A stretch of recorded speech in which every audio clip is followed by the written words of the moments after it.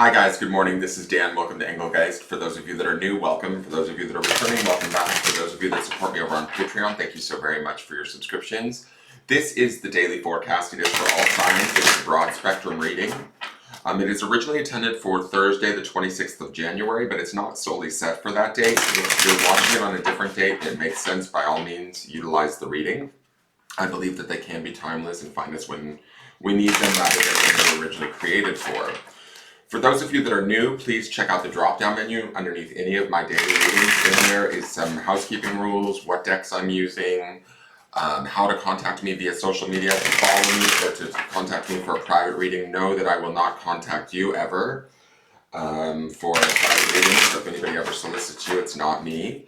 Also, simple ways to support the channel. Please hit that thumbs up button, subscribe to the channel, leave me a question or comment on the video, and share the video out. So let's see what's going on. I will be referring back to the Sunday underpinning energy. That's the video that populates in the lower left-hand corner at the end of this video if you want to watch that. Because we're talking about cards that you don't see in this reading. So let's see what's going on.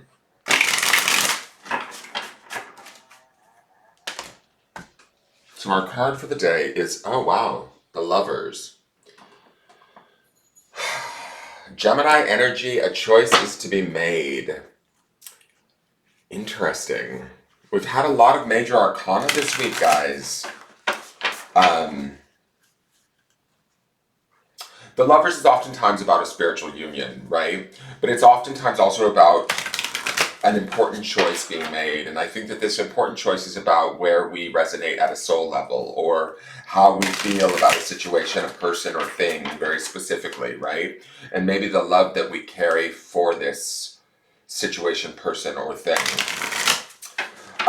The Lovers can indicate a renewal, or, in my opinion, like a reconnection. We might be reconnecting or reassessing ourselves to a situation. The only reason why I say this is because we've seen the devil quite often this week. And it concerns me to see the Lovers here because part of me wants to say like, oh, everything's going to be okay. But I don't know that that's the case. This could be about us finding love for ourselves. Yes, it is. Okay, now I see what the message is. This is about us finding love for ourselves, enough love for ourselves that we make a choice that serves us first and foremost, rather than say maybe a connection. And that connection can be between you and a person, romantically. It can be between you and a job, or you and a situation you're dealing with. This is about connecting to that situation in a different way that is more compassionate, making a choice to do that, or disconnecting if that's what you need to do. But taking that choice and being clear on it, being profound on it, taking that action, reestablishing your connection from a place of love, choosing to be more focused on yourself, maybe at this time, than on others. I will say, because of the romance of the Lovers card, this could be a rekindling for some people, or a reestablishing maybe of rules or ideas or communication with someone that mattered a lot to us. I just say, I feel like there's a little bit of a cautionary, I want to be cautious with saying that because we've seen so much of the devil. And underpinning this from the Sunday reading is the Ten of Swords, which is about mentally and thought-wise, kind of coming to a completion and being done, being put through the ringer. This Lover says that a new dawn is being born, right? But we have to choose that new dawn, or that new path, or that new way of communicating, that new way of thinking around the situation, and imbue it with love, with care, with compassion. But first and foremost, our love, care, and compassion needs to be with ourselves. And the reason why I say that, and I was feeling this while I was shuffling this deck, is the absolute Affirmations deck says, I advocate for myself, and there's a bullhorn or whatever this thing is called. So that's why I feel like this card is about establishing first our connection and making a choice to put ourselves first, regardless of what's going on around us, and keeping that sense of compassion and love within ourselves, towards ourselves first and foremost, and then letting it sort of leak out or move out into our other situations, communications, connections. So it says, take control of situations with confidence and allow your voice to be heard. Stand up for yourself. Others will respect and respond with consideration and acceptance. So maybe this truth that we are advocating for opens up a new form of connection within whatever this lover's card or this choice is. Making this choice to advocate for ourselves could strengthen some of our connections, or at least our standing or how we view them. I also want to show you this second absolute affirmations card, which is, I embrace my healing abilities. So there is a healing that comes from this in believing in ourselves and standing up and speaking our truth. Remember, in the Sunday underpinning, if I remember correctly, the subconscious card was the Princess of Wands, which is basically the Page of Wands. There's a new realization or new information, a new thought, communication that we are channeling or coming into contact with, that we are potentially choosing with the power of this Lover's cards, with the power of this Lover card, that shows us how to advocate for ourselves, to speak our truth, to communicate differently, or to put ourselves first rather than allow something that we've been tied to rule us or make the decisions for us. That's not the case today. Today we're making the decisions for ourselves first from a place of love and compassion. Let's look at the clarifiers. We have the Queen of Pentacles. She would represent Earth energy, Taurus, Virgo, or Capricorn. She is a master manifester, and she's very grounded in who she is and what she knows to be true. She's practical. She's discerning. She's a master manifester, but she's also in touch with her emotions because she is a queen. So, because queens associate with the Suit of Cups. So, although our emotions are present and we're aware of what they are, we're putting them to practical good use in manifesting what it is that we need or want. And so I'm happy to see her here.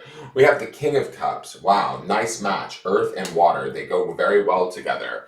The King of Cups is going to be very aware of his emotions also, because he is the symbol of cups, but kings associate with the suit of fire. So there's a little bit of action also being taken here. There's a little bit of emotional understanding, I think, between the two of these, king and queen here, where we should feel empowered. This could be somebody of the water sign variety too, so it's Pisces, Scorpio, or Cancer.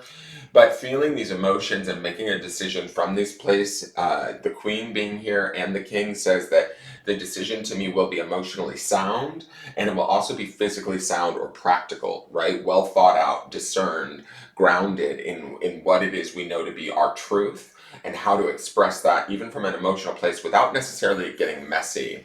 The King of Cups is not going to be about messiness. He's going to be about that fire element of taking action from an emotional place, but not from a place of aggression, right? He's about acting on his emotions and moving towards the future. He's grounded and supported by the Queen of Pentacles, which is manifestational energy. So I feel like we're clear on how we feel today, and we're clear on the choice that we need to make today, and we're ready to sort of support that or advocate that choice for ourselves, regardless of what other people think. And then the last card is the Seven of Wands, which is, this is about defending our position or our stance. If some of us are still struggling with that devil situation, or with, the Ten of Swords that underpins this, we're willing to fight from it from a deep level of spirit. We're willing, and I don't mean fight like argue and debate. I mean fight like defend, hold our ground, hold our line, toe the line, advocate for ourselves. We know this to be true. We can feel it through this King of Cups and this Queen of Pentacles. We know this is not only an emotional truth, but it's a spiritual truth with the Seven of Wands there, and a physical truth for us with the Queen of Pentacles being present. We need to choose this truth.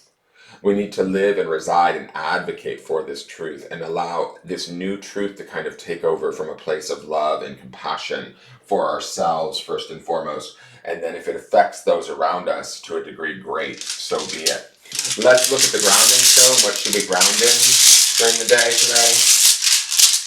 And remember, the grounding stone for the week is on that malachite, which is that heart chakra, which is touch, meaning I believe that we're touching on something very deep today that is emotionally true for us, and then taking action on it. Again, it's rose quartz, which also associates with that heart chakra, and the word is learn.